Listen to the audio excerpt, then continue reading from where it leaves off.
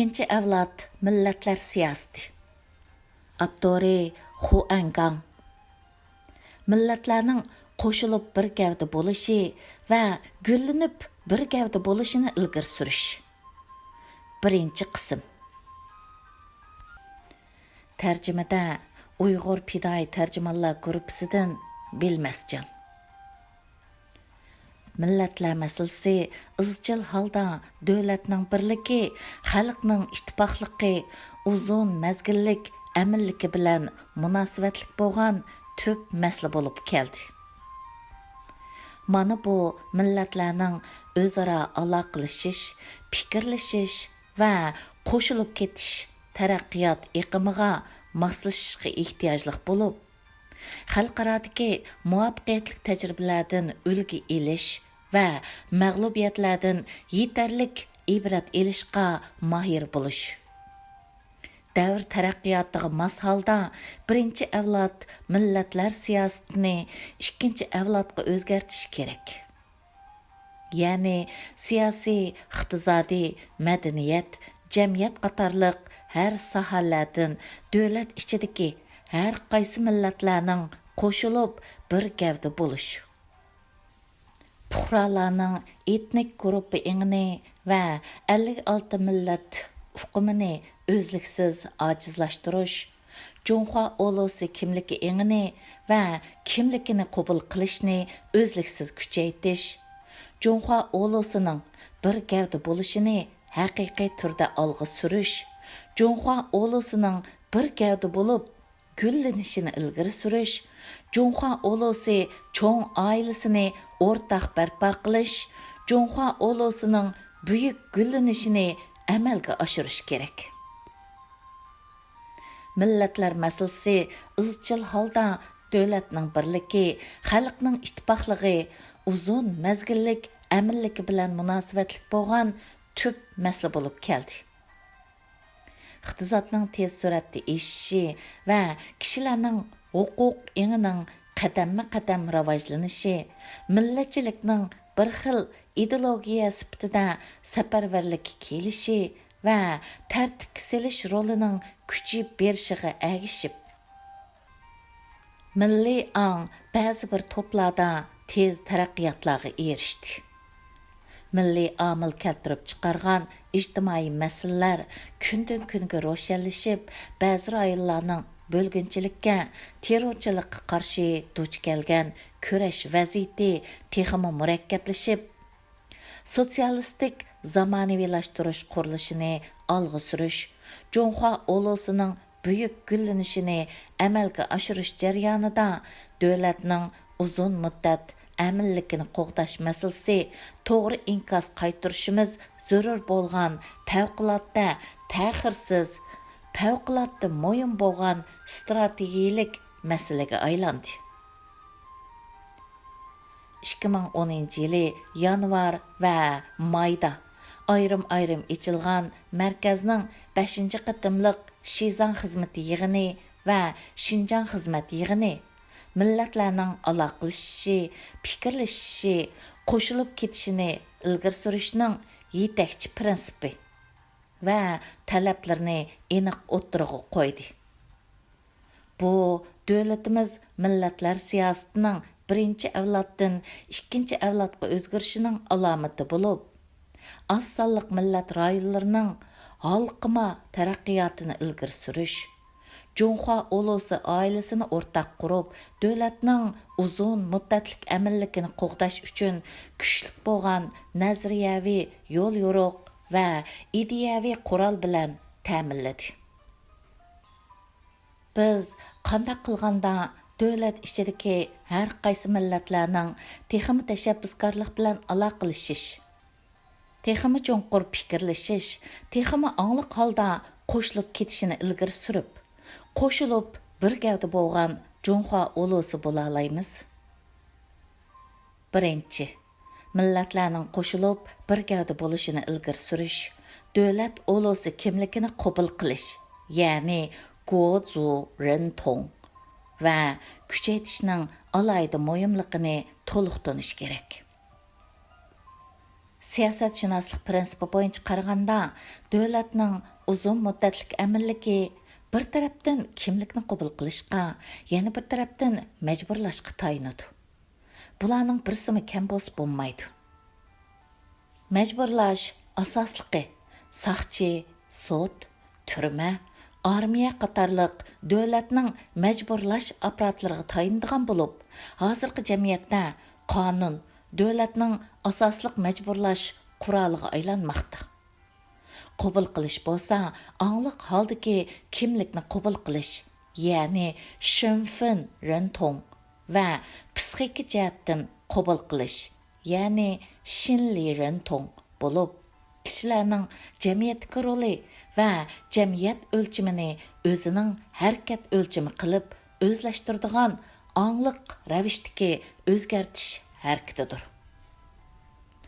Qəbul qilish məcburlashdan texmi muhim bo'lib, məcburlash apparatlarini qo'llanishmi eng tuvan chekdagi qəbul qilishga ehtiyojli bo'ladi. Garchi qəbul qilish, ya'ni albatta məcburlashni o'z ichiga oladi. Belgilik moddiy asos ustiga qurilishga ehtiyojli bo'lsa-mu, ammo qəbul qilish moddiy asosdan ustun turadi. Qəbul qilish masalasi hal qilinsa, bo'libmi tuzum jihatdan kapolatga ega qilinsa, ondan davlat uzun muddat aminlikka ega bo'ladi. Qəbul qilinadigan salohiyatning turlari ko'p bo'lib, buning ichida davlat ulusi salohiyati bo'lsa, zamonaviy davlat fuqarolarining eng muhim va eng asosli salohiyati bo'lib hisoblanadi. Bu yerdagi davlat ulusi salohiyati bo'lsa, ya'ni Guozu Rentong, National Identity. Davlat ulusi kimligini qəbul qilish bo'lib, bu yana ulus davlat salohiyati, ya'ni Minzu Guojia Rentong. Ulus davlat kimligini qəbul qilish yoki davlat salohiyati, ya'ni Guojia Rentong. Davlat kimligini qəbul qilish debmi ataladi. Tarixiy manbalardan qaraganda, vatanparvarlik bo'lsa, davlatga bo'lgan eng tabiiy, oddiy hissiyot bo'lish sifati bilan davlat ulusi kimligini qabul qilishning ba'zi bir boshlang'ich tarkiblarga ega. Odatdagi ahvolda biz o'sib yetilgan, ta'lim-tarbiya olgan hamda davomli qo'g'dinish ostida yashab kelgan hukumat yoki davlat bo'lsa, bizning yaxshi harakatimiz yoki yomon harakatimizning baxtli bo'lish yoki baxtsiz bo'lishga zo'r ta'siri bo'lgan eng cho'ng kollektivdir. Shu sababdan u paydo bo'lgandan tortibla bizning yuksak e'tiborimizga erishdi. Odatda bu kollektivning ichida o'zimizla emas, balki bizga eng yaxshi his tuyg'u beradigan barliq obyektlar, bizning farzandlarimiz, ota-onamiz, urug'-tuqqanlarimiz, do'stlarimiz, shafqatchilarimiz. Biz tabiiy holda cho'nqur so'ydigan va yuksak darajada hurmat qiladigan barliq kishilar bor bo'lib, ularning gullanishi va bexatarligi bu kollektivning gullanishi va bexatarligi bilan ozdir ko'pdir munosabatlik bo'ladi. Shunga biz tug'ilgandan tortibla bu kollektivni so'yimiz. Dal bizning bu kollektiv bilan mushundaq munosabatimiz bo'lganligi uchun uning gullanishi va shon-sharfi bizga sharaf keltirgandek tuyuladi.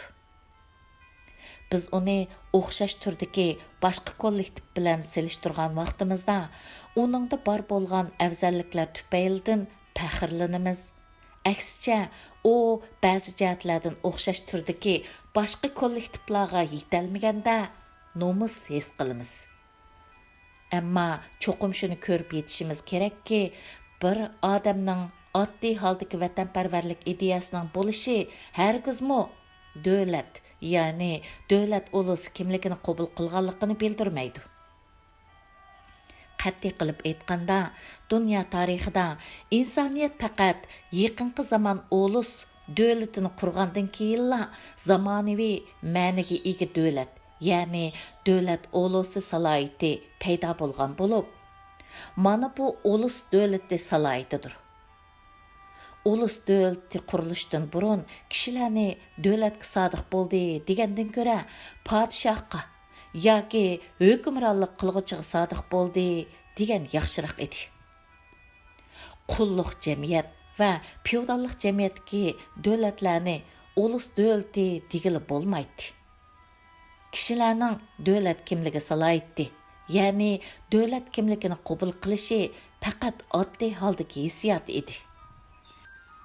Bo'libmi ko'plagan beqindi xalq ko'pincha o'zlarining oilasiga, urug'doshlariga va yerlik hokimiyatga sodiq bo'lib, davlatning markaziy hukumatiga ko'pincha holatda intayin ojiz holatdagi sodiqlikni ko'rsatdi. Yaqinqi davrdagi ulus davlatlarining paydo bo'lishi va gullanishi jarayonida ulus davlatlarining qurilishi amaliyotda madaniyatdan siyosatga o'tish jarayoni emas, balki siyosatdan madaniyatga o'tish jarayonidir.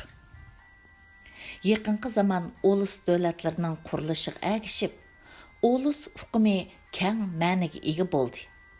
Bo'libmi hukumat taraf ishlatganda shaxsning tug'ilgan yeri yoki kelish manbasining qandoq bo'lishidan qat'iy nazar ulus davlat pasporti bo'lgan fuqaroning kimligi edi. Yana bir jihatdan bumi bir xil yangi madaniyat salohiyati, ya'ni yangi madaniyat kimligini qabul qilish Wenhua Rentongning simvoli bo'lib, bir odamda bor bo'lgan kona madaniyat meroslarining o'rnini ma'lum darajada egallaydi. Shunga o'xshamagan millatlarning o'zaro qo'shilib ketishi mumkinchiligi bo'ladi. Bu xil ahvol Angliya, Fransiya va Yevropadagi boshqa davlatlarda umumyuzlik mavjud. Amerikada texmi shundoq.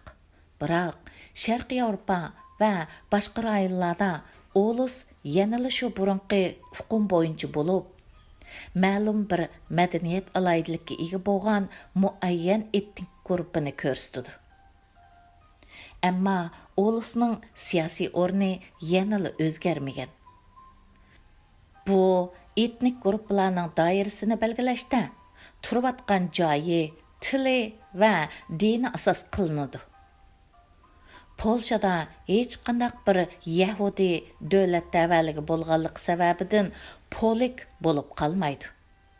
Rossiyada hech qanday bir Ukrain, Gruzin, Tatar yoki German Rus bo'lolmaydi. Osman imperiyasida har qaysi etnik guruhlarning o'z tavalligini idora qilish yoki yerlikda bo'lib boshqarish, ya'ni Difang-Fenji huquqi bo'lib, nuqul holda ichki masalaga tava bo'lgan haq talab ishlarda yuksak adliya huquqi bor. Bu xil har kim o'z xohishi bo'yicha ish ko'radigan davlat ichidagi davlat oxirgi hisobda har qaysisining millatparvarligini qo'zg'atib chiqib, qerib qardan chiqqan bu imperiyani chok chekidan bo'sildiribdi. Shuning bilan har qaysisi bo'linib chiqib, yangidan davlat bo'lib shakllandi.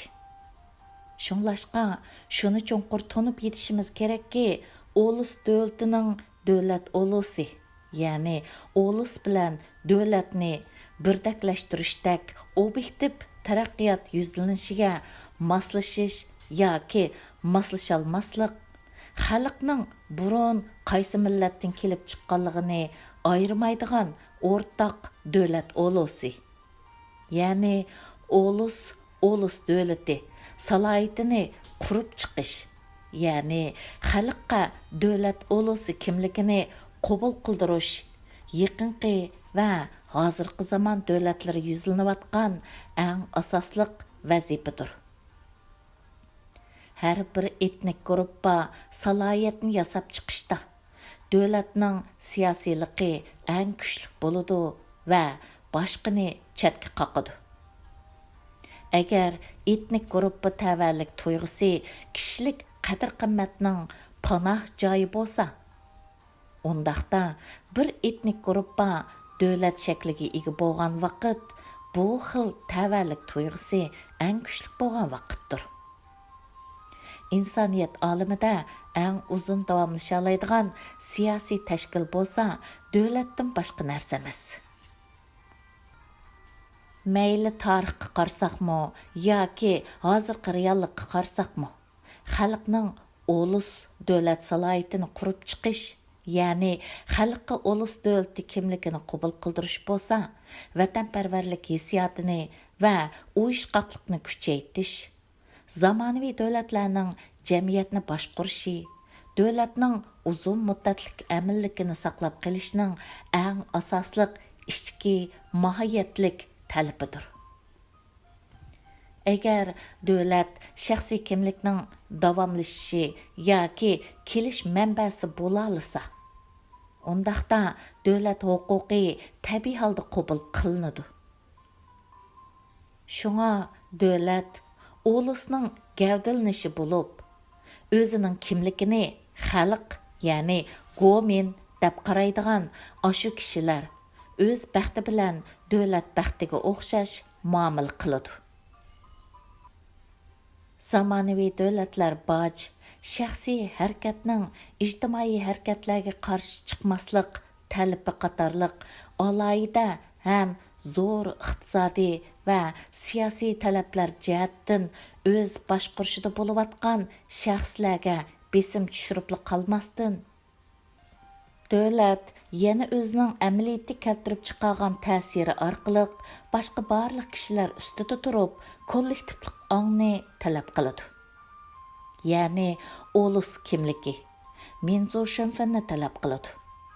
Belga va tuzum orqali davlat allaqachon jamiyatning qayta qurib chiqish markazi bo'lib qoldi. Zamonaviy ulus davlatlari til siyosati, muntazam ma'rifi, kollektiv rasm qoida va ommaviy medialar orqali fuqarolarni tartibga soladi va ularning davlatga bo'lgan sadoqatini kapolatga ega qiladi. Shubhisizki, har qandaq bir zamonaviy davlat xalqning davlat salohiyatini qurib chiqishga, ya'ni xalqqa davlat kimligini qabul qildirishga ehtiyojli bo'ladi. Xalqning davlat salohiyati bo'lmasa, ya'ni xalq davlat kimligini qabul qilmasa, undaqda har qandaq bir davlatning tuzumi muqim bo'lmasdan, davlatning xalqni unumlik idora qilishi intayin qiyin bo'ladi. Amaliyotda shuni aniq bilish kerakki, davlat boshqarish turg'usidan qaraganda har qandaq bir davlatning uzun mazgillik aminligining asosi bo'lsa, tuzum jihatdan birlikka kelgan ulus, ya'ni davlat ulusi bo'lish. Davlat ulusi salohiyatini kuchlantirib, ya'ni davlat kimligini qabul qilishni kuchaytirib, etnik guruhga millat salohiyatini ojizlashtirib, tuzum orqali etnik guruh masalasini siyosiylashtirish va har qandaq bir odamga ma'lum bir yerlik millat manfaat vakili yoki rahbari deb atiladigan fursatni bermaslik. Eng muhim bo'lgani tuzum orqali amaldorlarning har vaqt davlat amonligi va birligini qo'g'daydigan aktiv rahbariy kuch bo'lishini kafolatlantirish. Siyosiy klimat o'zgargan vaqtda davlatni parchalaydigan rahbariy kuch bo'lib qolishning oldini olishdan iborat. Xalqarалық tajriba saboqlardan qaraganda, bir davlatning terrorlikqa qarshi kurash qilishining muhim halqasi bo'lsa, oddiy fuqarolarning xavflik terrorchiga aylanib ketishining oldini olishdir. Halbuki bir davlatning terrorlikqa qarshi kurashini qanot yaydirishning muhim halqasi bo'lsa, tuzum orqali atalmış yerlik millat qahramonlarining o'zlarini yerlik millat manfaatining vakillari va rahbarlari deb atib elishiga yo'l qo'ymaslik. Siyosiy klimat o'zgarishining qanday bo'lishidan qat'iy nazar, davlatni parchalashning sarkisi bo'lib elishga, oddiy fuqarolarning bo'lgunchilik, terrorlik bilan shug'ullanadigan pishkillar bo'lishga, quturtishga yo'l qo'ymaslik kerak. Cungoliklar vatanparvarlik an'anasiga ega bo'lib, Junxua ulusi bo'lsa bir kang qo'rsoq ulus. Junxua ulusining ichida soni eng ko'p bo'lgan Xitoy millatimi kang qo'rsoq millat bo'lib, aslida Xitoyga tava bo'lmagan nurg'un millatlarni o'ziga qo'shib oldi. Shalg'utlashtirdi. Junxua ulusi ichidagi har qaysi osonliq millatlar Xitoyni o'z ichiga olgan boshqa millatlarning madaniyat tarkibini o'xshash bo'lmagan darajada qabul qilib shalg'utlashdi. Junxua ulusining ichidagi har qaysi millat odamlarning, moddiy ashyolarning, uchurlarning va madaniyatlarning o'zaro almashtirilishi bo'libmi o'zaro to'ylashish Junxua ulusining bir gavda bo'lish musofasini ilgari surishga foydali bo'lib, davlatni bir tutash boshqarishga kapolatlik qilish va uni ilgari surish uchun kuchli bo'lgan asosiy ramka bilan ta'min etadi.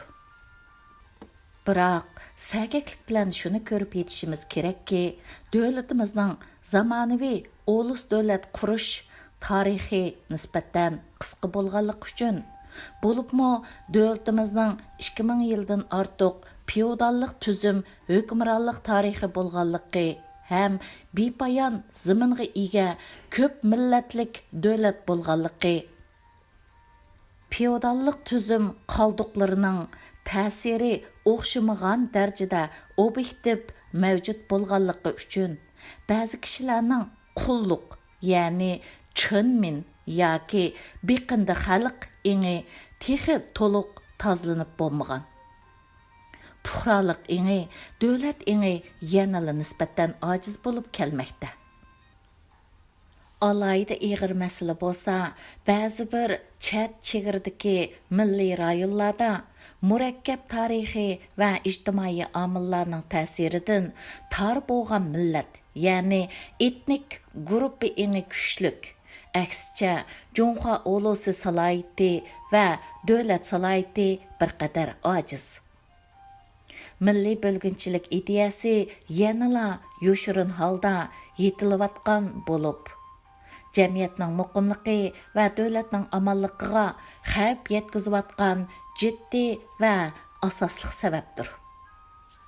Bo'libmi Şinjangda ko'plagan faktlar shuni isbotladiki, milliy bo'lginchi kuchlar va ularning harakatlari Şinjangning muqimligiga ta'sir qiladigan asosiy sabab bo'lib, Şinjang rayonida bo'lginchilik va bo'lginchilikka qarshi kurash bo'lsa, uzun muddatlik, murakkab, kaskin, hatto ba'zida intayin shiddatlidir.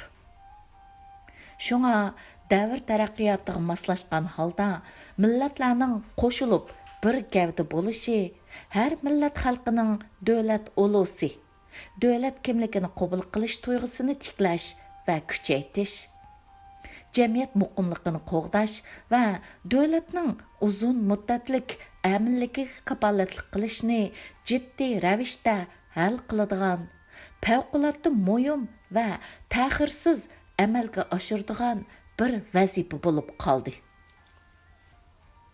Biz cho'qim davlatning uzun muddatlik aminligini qo'g'dash va Junxua ulusining buyuk gullanish strategiyasini yuksak chiqish nuqtasi qilib turib, millatlarning qo'shilib bir gavda bo'lishini ilgari surishning, davlat ulusi salohiyatini barpo qilish, ya'ni davlat ulusi kimligini qabul qilish va uni kuchaytirishning favqulodda muhimligini to'liq tunib yetishimiz kerak. Davomi bor.